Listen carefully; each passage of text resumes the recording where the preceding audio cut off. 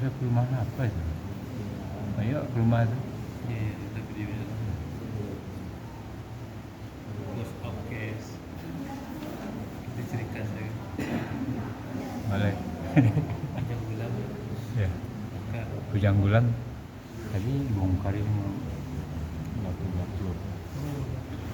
Tadi yang di sana. kedua kan nggak ada lagi. Cek.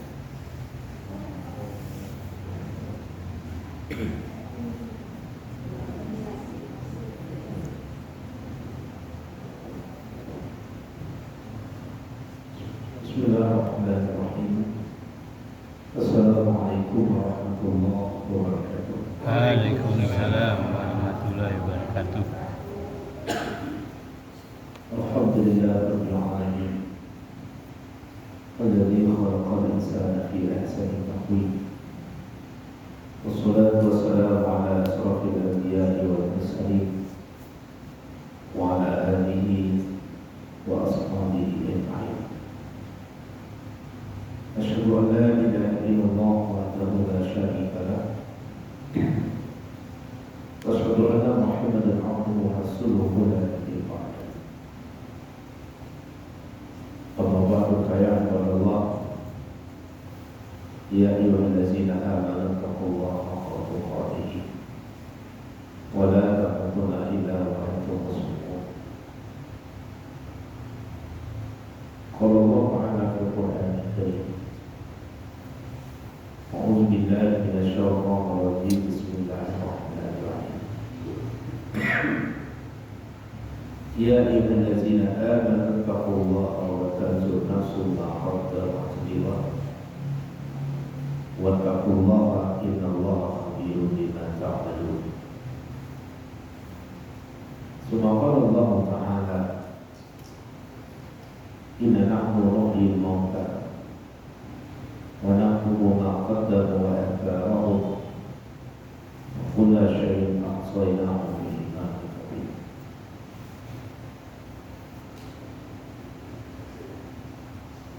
Yang saya hormati dan saya muliakan Bapak dan Ibu serta seluruh jemaah salat maghrib rahimahullah.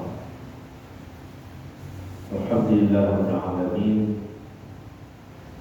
Pada kesempatan yang berbahagia ini, alhamdulillah kita masih diberi nikmat kehidupan oleh Allah Subhanahu wa taala. Di mana dengan semua itu terpaksa kita menunaikan apa yang menjadi kewajiban kita sebagai seorang muslim, yaitu menunaikan sholat lima waktu. Dalam satu hadisnya Rasulullah pernah menyampaikan tentang hakikat sholat itu di dalam hidup kita. Al-aitu naharat bala ahadikum yaltasimu kudayat khamsa. Bagaimana pendapatmu, kata Rasulullah, itu mampu di siang hari. Artinya Rasulullah menyuruh kita berpikir, kalau seandainya datang siang yang cerah, yang itu panas, lalu bagaimana seandainya kita berumah itu di jalan? Tentu pintu rumah kita, dinding rumah kita itu akan berkabut, berdebu. Lalu kita bersihkan, apakah kita sapu atau kita lap 5 kali dalam sehari. Kira-kira bagaimana dengan pintu kita itu? Bagaimana kira-kira itu Bapak Ibu? Lalu bersih. Orang itu kata Rasulullah. Bagaimana pendapat kalian? Ketika fajar datang, itu kita sapu dan kita bersihkan. Kemudian siang kita bersihkan lagi. Kemudian asar kita bersihkan lagi. Maghrib kita bersihkan lagi. kita bersihkan lagi, otomatis itu rumah itu akan selalu bersih. Itulah perumpamaan yang digambarkan oleh Rasulullah ketika kita menunaikan ibadah sholat. Hakikat dari sholat itu adalah membersihkan pintu hati kita, membersihkan rohani dan jiwa kita. Oleh sebab itu, as-salawatul khamsah, al-jum'atu ila al-jum'ah kafaratun, kata Rasul. Salat yang waktu itu dan Jumat ke Jumat itu kafarah. Kafarah itu menghapuskan kesalahan yang diperbuat oleh diri kita. Jadi selalu kita seru Bapak Ibu terakhir, hendaklah kita kalau diseru untuk menunaikan sholat itu, kita tinggalkan pekerjaan kita yang baik dulu, dan nanti bisa kita sambung kembali. Salawat dan salam Allahumma salli ala Muhammad wa ala ali Muhammad kama shallaita ala Ibrahim wa ala ali Ibrahim. Bapak Ibu yang berhadir, cukup lama kita tidak berjumpa dalam kegiatan ini kita. Ya, lebih setahun terakhir pengajian kita tahun lalu, tahun 2021.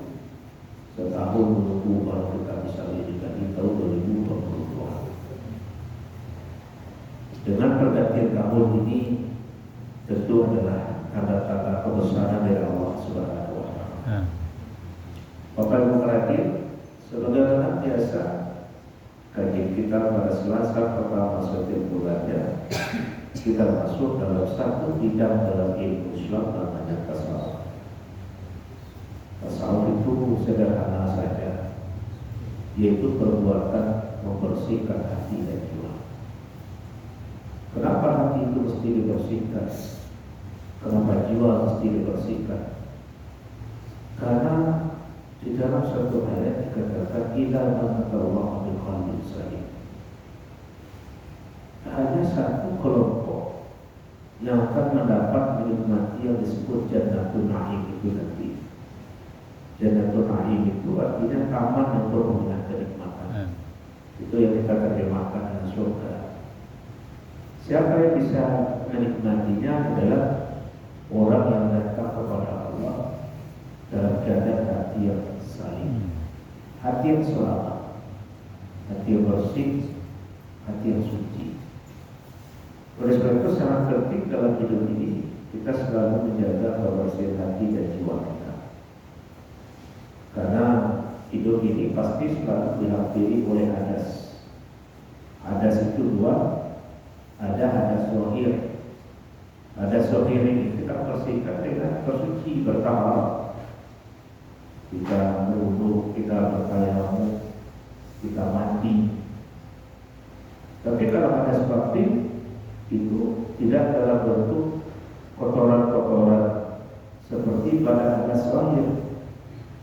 Tapi hadas batin itu yang berbentuk sifat-sifat yang tidak baik, kedengkian, kesombongan, iri, dengki, semuanya itu adalah hadas batin yang harus kita bersihkan juga. Maka tasawuf itu adalah melatih diri untuk selalu kita dalam hidup ini menjaga keseimbangan kebersihan dua kutub, kutub nyata dan kutub yang tidak nyata, membersihkan yang zahir, membersihkan yang batin. Nah, itu perlu kita jaga. Maka malam ini kajian yang akan kita bahas adalah dua kata yang selalu harus kita seiringkan di dalam hidup, yaitu tazakkur dan muraqabah. Tazakkur dan muraqabah. Apa itu tazakkur dan apa itu muraqabah? Tazakkur itu arti sederhananya adalah terlebih dekat tazakkur, mengingat, mengenang. Itu tazakkur. Kalau muraqabah itu muraqabah, mengawasi. Muraqabah itu artinya adalah merasa hidup ini selalu diawasi. Nah, dua hal ini harus ada dalam hidup kita. Bertazakur dan bermuraqabah. Yang pertama kita bahas yang bertazakur. Apa itu tazakur? Tazakur itu adalah membiasakan diri kita ingat selalu. Pertama, ingat kepada Allah. Ingat kepada Allah itulah yang kemudian kita lakukan dalam bentuk amalan-amalan zikir. Baik zikir itu sifatnya khafi ataupun jali. Kalau zikir khafi itu lidah akan bergerak, tapi hati selalu ingat kepada Allah. Ya, nah itu namanya khafi, tersembunyi. Orang tak melihat kita sedang berzikir, mulut tidak bergerak, tapi hati ini selalu ingat kepada Allah. Nah itu namanya zikrullah, bertazakur secara khafi. Ya, jadi walaupun mulut tidak bergerak membaca menyebut Allah, tapi hati ini tidak terputus kepada Allah. Yang kedua namanya zikir itu adalah zikiran jali, yang jelas. Inilah yang disuruh kepada kita oleh Rasulullah. Contoh kita melafazkan kalimat tahmid alhamdulillah, takbir Allahu akbar, tasbih subhanallah, tahlil la ilaha illallah. Berapa banyaknya? Sebanyak-banyaknya. Cuma kalau Rasulullah selesai sholat, maka Rasulullah mengajarkan kita berzikir 33 kali. Kalau ditutup dengan induk zikir kalimat la ilaha illallah, itu induknya. Bayangkan, ya, anak ada induk dah ada, maka zikir itu adalah induknya. Kalimat la ilaha illallah induknya zikir. Kita tutup ke zikir kita dengan itu. Ya, kenapa 33 kali? Itu rahasianya banyak. Ya, Allah itu maha ganjil dan bukan ganjil. Dan kemudian kenapa demikian? Karena itulah Islam, tidak hanya menekankan kepentingan ukhrawi berzikir saja terus, tapi setelah kita sholat berzikir, setelah itu ambillah waktu untuk kembali mengisi kehidupan dunia kita. Makanya jangan pula sungkan-sungkan kita Bapak Ibu, kita berzikir setelah sholat, kita baca la ilaha illallah. Jangan sungkan kita. Jangan kita merasa asing pula kalau kita bertahlil selesai sholat. Itu zikrullah. Ya, kita selalu ingat kepada Allah. Tapi bertazakur itu sesungguhnya juga ingat akan diri kita dalam bentuk tafakkur. Karena satu-satu hadis Rasulullah mengatakan tafakkaru fi khalqillah wa la tafakkaru fi dzat. Kalian tafakurlah, bertafakurlah kalian akan makhluk Allah. Kalian fikirkan makhluk Allah. Jangan kalian fikirkan zat Allah. Yang kita disuruh memikirkan itu dengan akal pikiran kita makhluk Allah. Kita ambil saja makhluk Allah yang kita disuruh untuk memikirkannya siapa? Diri kita. Jadi kita disuruh memikirkan bertafakur akan diri kita. Kenapa demikian Bapak Ibu? Karena ada satu lagi pernyataan, man arafa nafsahu faqad arafa rabbahu. Siapa yang mengenal akan dirinya, mengenal diri kita ini, mengenal akan siapa kita, barulah kita bisa mengenal akan Khalik kita. Maka itu artinya semakin sering orang mengenal dirinya, maka dia akan semakin kenal dengan penciptanya. Mengenal diri itu dalam artinya apa? Betul mengenal diri kita. Ya, dengan melihat bangunan ini akan sampailah kita kepada pikiran bahwa pasti ada yang membuat bangunan ini. Dengan melihat diri kita sendiri, sesungguhnya seharusnya kita sampai kepada satu keyakinan siapa penciptanya. Maka kita disuruh memikirkan diri kita. Apa saja yang perlu kita pikir dari diri kita? Yang pertama yang kita pikir itu diri kita adalah asal muasal kita. Nah, kita itu dari siapa? Karena dalam surat Al-Baqarah dikatakan kita harus mengenal skema kehidupan kita. Bismillahirrahmanirrahim. Kaifa takfuruna billahi wa kuntum amwatan fa'ahyakum tsumma yumitukum tsumma yuhyikum tsumma ilaihi turja'un. Itu skema kehidupan kita. Jadi yang pertama yang harus dikenal, diketahui oleh diri kita sendiri itu adalah asal kita dari mana. Nah, kalau kita bicara asal diri kita dari mana, pastilah kita akan menjawab asal kita adalah karena ciptaan Allah. Kalau itu kita ada pencipta namanya Allah. Kita ciptakan di dunia ini karena qada'nya Allah. Kita akan ingat oleh salah satu daripada rukun iman yang kita katakan apa? Yakin akan qada dan qadar. Bagaimana kita menghubungkan qada dan qadar itu dengan hidup kita? Qada itu keputusan, ketetapan. Maka dalam bahasa Arab, qadi itu orang yang memutuskan perkara. Maka qada itu adalah keputusan Allah atas satu perkara. Dan qadi tertinggi itu adalah Allah. Kalau kita hubungkan dengan diri kita, maka sesungguhnya qada Allah kepada kita apa? Yaitu kita diputuskan untuk hidup di dunia ini. Nah, itu qada Allah itu. Karena tidak semua qada Allah tentang kehidupan makhluk itu ada. Ada orang sudah berlama rumah tangga, maaf, belum dapat keturunan. Sebagai orang yakin kepada rukun iman, dia harus mengatakan bahwa belum ada qada Allah kepada kami untuk kami memiliki keturunan. Nah begitu. Jadi kita yang hadir di dunia ini, yang hidup ini adalah qada Allah. Allah sudah menetapkan si A, si B, si C, si D seterusnya hidup di dunia. Hiduplah kita di dunia. Sesudah qada itu ada namanya qadar. Apa itu qadar? Qadar itu ukuran. Ya, segala sesuatu itu kata Allah ciptakan bil qadari dengan qadar. Qadarnya apa? Ketentuannya. Maka setiap ciptaan Allah itu terciptanya sesuatu itu adalah qadar Allah. Dan segala sesuatu yang diciptakan Allah itu ada qadarnya. Nah, contoh begini.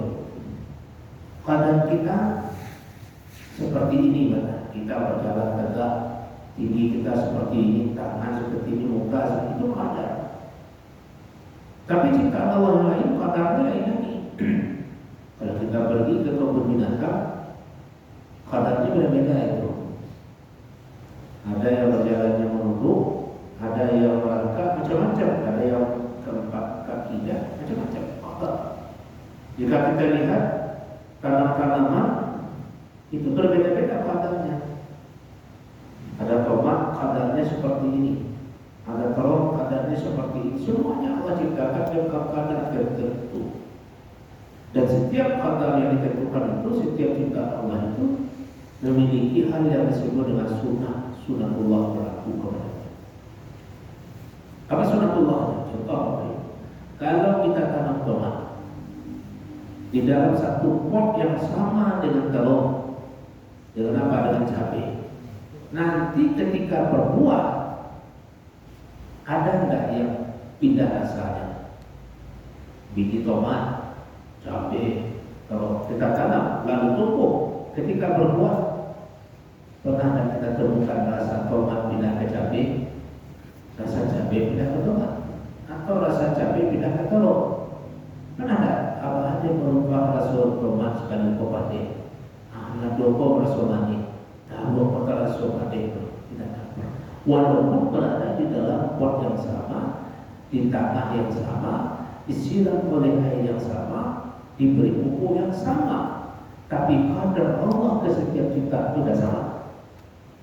Maka dia hidup dengan qadar masing-masing.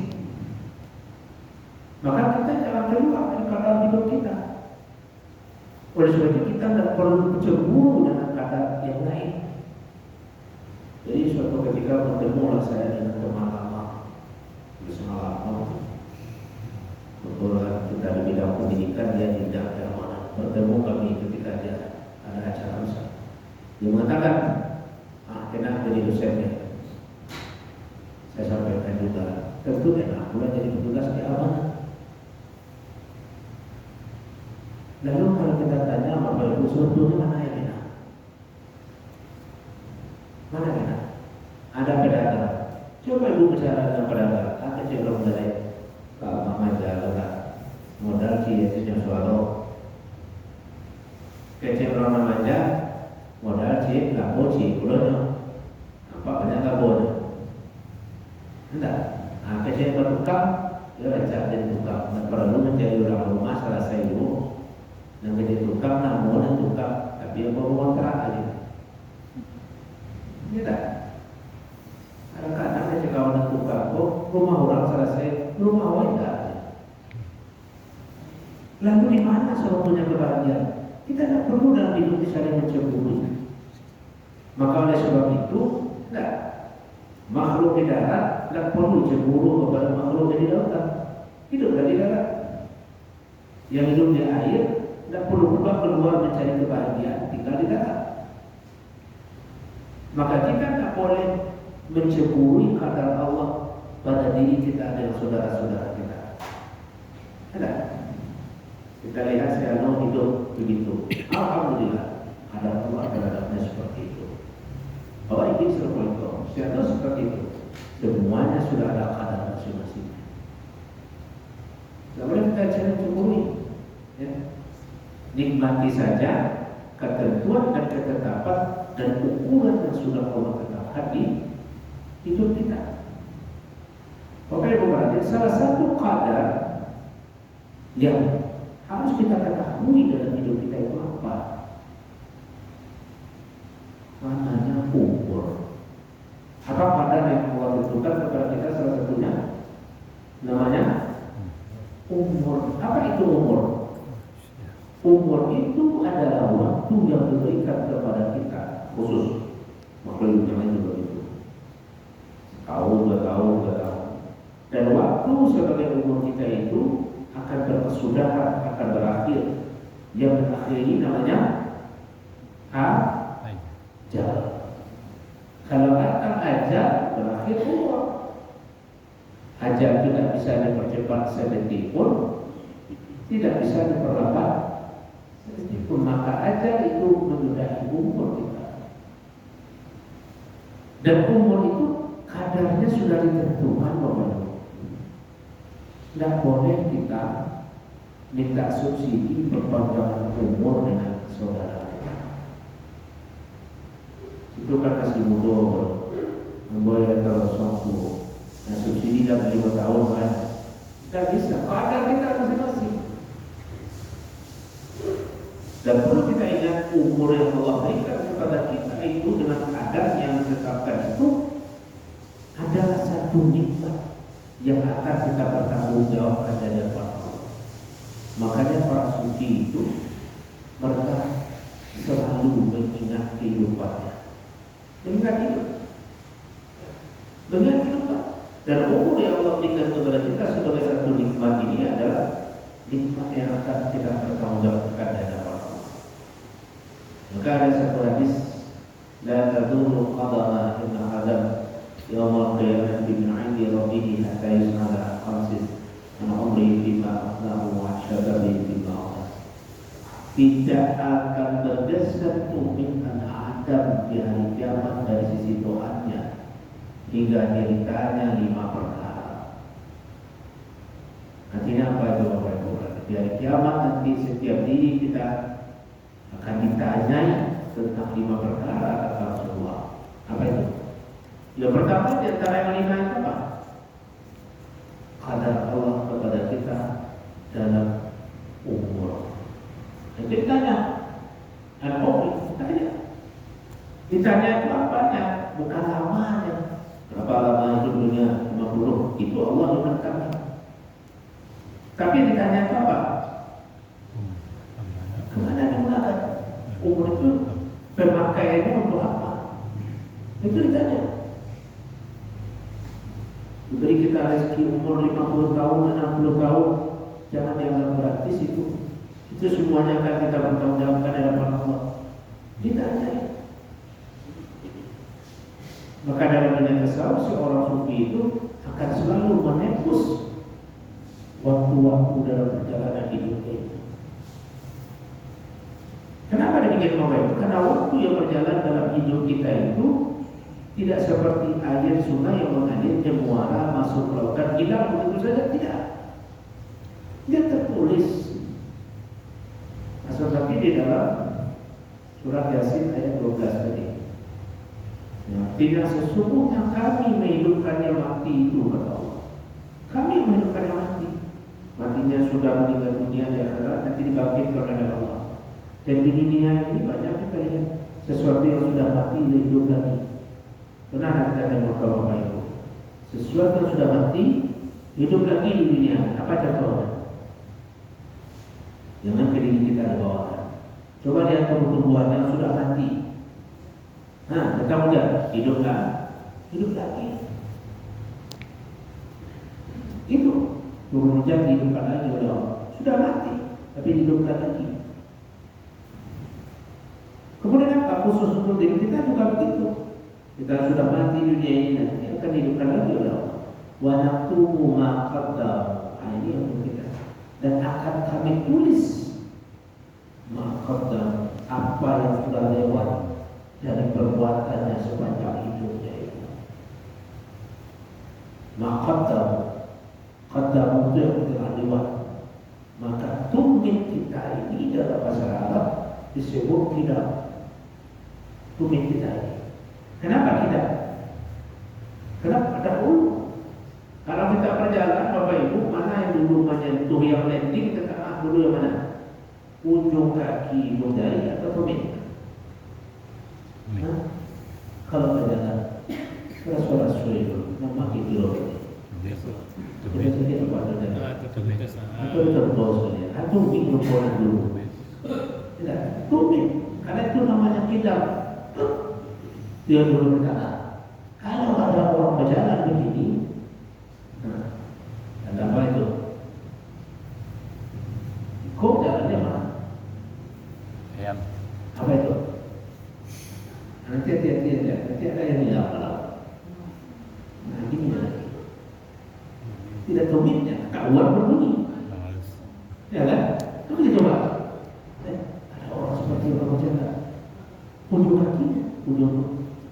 Tapi sebetulnya ini, maka tidak, itu yang belum ditunggu. Maka kata itu yang telah lewat dalam sudah dulu. Walau tunggu maka tahu. Kami tulis apa yang sudah lewat. Lewat dari mana? Masa silam kita. Masa silam kita. Kami tulis. Kami itu siapa? Nah, Allah berkami-kami. Ya? Allah berkami-kami, Bapak Ibu. Kalau kami itu satu atau banyak? Banyak. Allah itu banyak kalau itu. Nah, kenapa kami? Hah? Kalau Allah yang membantu mereka, berarti Allah itu lemah. Ya. Jadi bantu itu sebenarnya lemah kan? Kalau itu rusak atau tidak. Allah itu maha kuat. Allah itu memerintah, bukan karena tidak mampu. Allah dibantu oleh mereka. Itu artinya apa itu? Itu Allah lemah. Allah tidak ada membantu. Allah memerintah, kerjakan itu. Nah, gitu. Lalu bagaimana pertanyaan tadi? Ya. Tentang berkali-kali. Dan terjadi pula Bapak Ibu. Kami yang telah menurunkan Al-Quran. Oh kami? Kami itu dalam masalah lita'uzim. Ungkapan menunjukkan kemahabesaran, bukan menunjukkan kuantitas, bukan jumlah. Contoh, kami Presiden Republik Indonesia, Presiden satu, tapi kenapa berkami dita'uzim dalam bahasa Arab dita'uzim itu untuk menggambarkan keagungannya, kebesarannya, bukan menunjukkan jumlahnya itu. Nah, sedikit saja. Ya, jangan terbayang kami itu bakal kerjasama Allah dengan berperintah. Karena itu siapa yang mencatat itu? Allah perintahkan. Siapa yang diperintahkan oleh Allah? Lihat di dalam surat Ar-Rahd ayat 11. Tidak kita bermuraqabah. Lahu mu'aqibatu min baini yadayhi wa min khalfihi yahfazunahu min amrillah. Ya. Baginya manusia itu ada malaikat-malaikat yang selalu menjaganya bergiliran. Dari depan dan dari belakangnya. Itu surat Ar-Rahd ayat 11. Apa itu Bapak Ibu? Bagi manusia itu kata Allah, bagi setiap diri kita ini ada malaikat-malaikat yang selalu menjaganya bergiliran dari depan dan belakangnya. Mereka menjaganya atas perintah Allah. Allah memerintahkan. Ya. Kemudian sambungannya, sesungguhnya Allah tidak membuat keadaan satu kaum sebelum mereka membuat keadaan diri bekas. Jelas. Kalau begitu, perjalanan hidup kita ini ada selalu malaikat yang menjaga kita, ya, menjaganya begini, memelihara kita, dan juga mencatat perbuatan kita. Maka kita tidak sadar bahwa bersama kita itu ada selalu malaikat. Tapi kalau tidak terasa kehadirannya, malaikat tidak makhluk baik yang tidak kelihatan. Tapi jika orang dekat kepada Allah, malaikat itu terasa kehadirannya. Contohnya apa itu? Pernah terasa kita sholat subuh itu seorang lama lalu sebuah dosa menjawab kedua orang sekali. Ada tak? Ya itu dia. Sapaan malaikat bangun. Seperti itu. Ya, seperti ada yang mengingatkan kita, seperti ada yang membimbing kita, seperti ada yang membangunkan. Tapi di sisi lain ada juga makhluk yang lain yang selalu mengintai kita. Apa itu? Iblis. Kalau lemah iman kita bertengger dan dia mata itu yang membuat kita mengantuk. Mengantuk kapan? Ketika azan kumandangkan, tetap dia langsung bertengger. Dua jarak dia sekali. Mengatakan dua jawab. Ya, bertengger ketika itu. Jadi malaikat tadi selalu menjaga kita, memelihara kita. Ya. Dan salah satunya itu adalah mengawasi kita. Maka hidup ini itu mesti tidak saja ingat akan diri kita, tapi kita juga harus merasakan bahwa kita ini sebetulnya selalu diawasi. Lahu mu'aqibatun, ada bagi setiap manusia itu malaikat-malaikat yang menjaganya bergiliran. Menjaga itu juga mencatat semua tindakan dan perbuatan. Itu pernah dulu kita mendengar namanya waskat. Apa itu waskat? Pengawasan malaikat. Nah dulu pernah itu waskat, pengawasan malaikat. Nah, hati-hati waskat. Nah, sehingga kita bekerja selalu waskat. Ya, pengawasan malaikat itu hadir. Tapi lama-lama waskat itu semuanya buat sikat apa? Tak ada waskat lagi, semua saya sikat, semua gua sikat. Ya, nah, berubah. Waskat itu penting. Apa itu waskat? Merasakan kehadiran Allah dalam hidup kita, merasakan malaikat itu selalu bersama kita, menjaga, memelihara, memantau, dan mencatat semua amal kita. Dua malaikat yang Allah perintahkan untuk selalu mencatat amal kita itu namanya Raqib. Kenapa Raqib namanya? Raqabah. Raqabah itu artinya apa? Mengawasi. Maka Raqib itu adalah zat yang mengawasi. Sebutan bagi malaikat yang selalu. Nah, oleh sebab itulah Bapak Ibu, dalam ketika kita menjalani kehidupan ini, ya di samping kita mengenal diri kita dengan bertazakkur tadi, kita kenal diri kita. Dan kita juga merasakan bermuraqabah itu hidupnya selalu diawasi. Ya, selalu diawasi. Kembali kita kepada yang bertazakkur tadi, mengingat diri itu yang perlu kita ingat, kehidupan kita ini perlu kita ingat adalah perjalanan yang akan kita pertanggungjawabkan dalam Allah. Semuanya. Inilah perkara yang menjadi persoalan bagi kita hari ini. Seolah-olah hidup ini begitu saja. Ada orang-orang yang kaum dahariin, dahariin itu adalah kaum yang mengatakan kalau hidup ini sudah selesai, meninggal dunia seseorang sudah habis. Nah, kita kalau Islam diajarkan tidak seperti itu. Bahwa kalau itu berakhir kehidupan kita, itulah awal bagi kehidupan baru kita.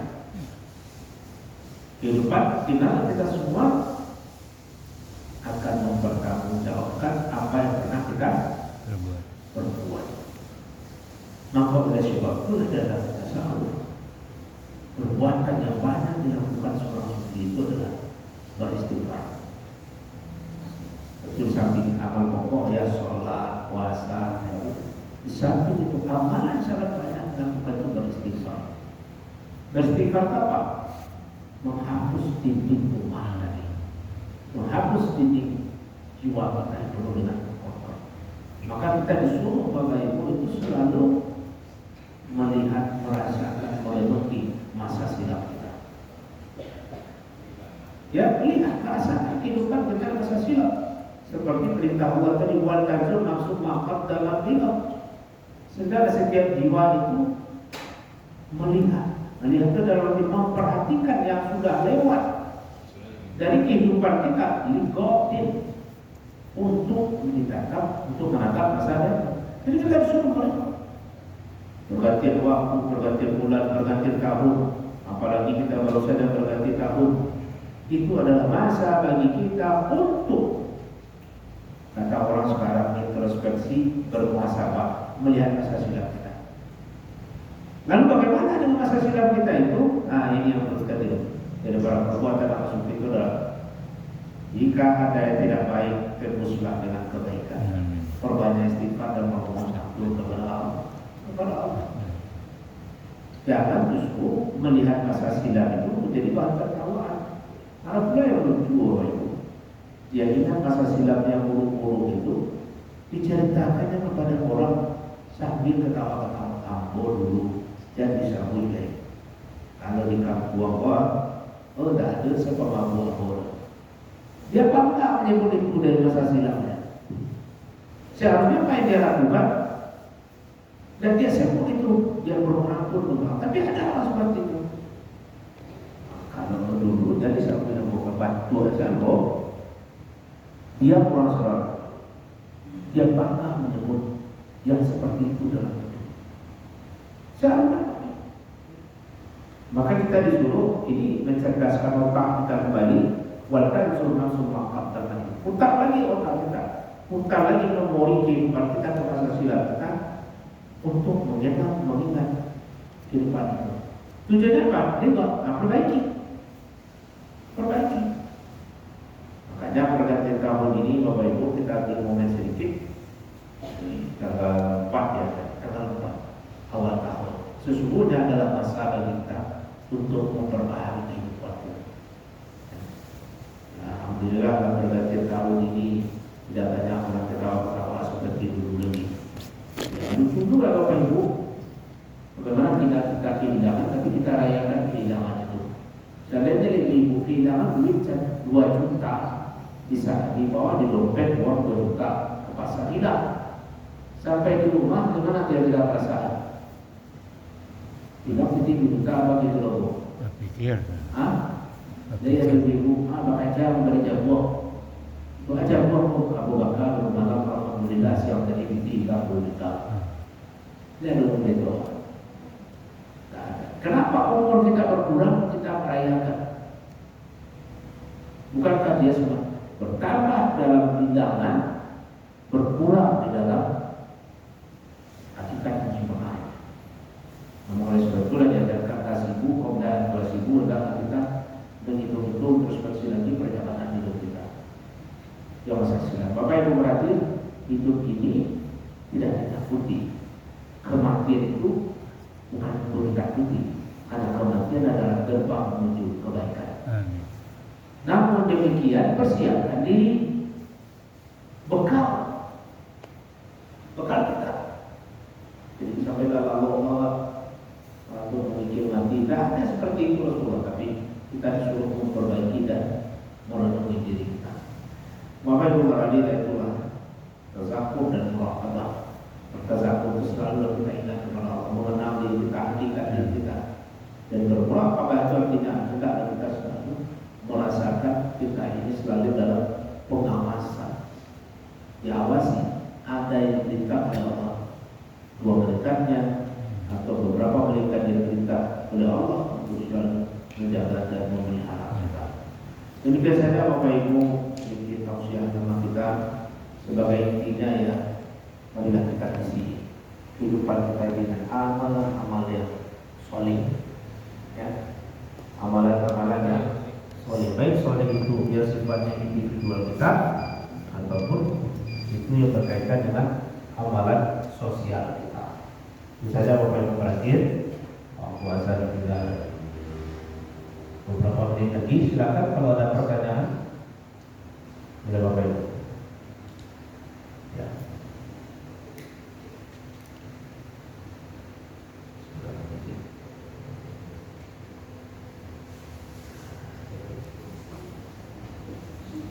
Baik Bapak Ibu, kalau tidak ada, jadi kesimpulan pengajian kita adalah mari kita tingkatkan amal kita.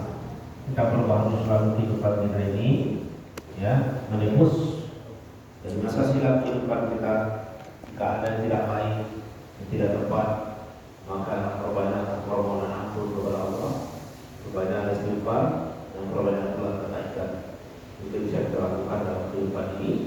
Semoga kehidupan kita bisa mendapatkan kebaikan tidak saja di dunia, tapi di akhirat juga. Demikian, wassalamualaikum warahmatullahi wabarakatuh. Waalaikumsalam warahmatullahi wabarakatuh.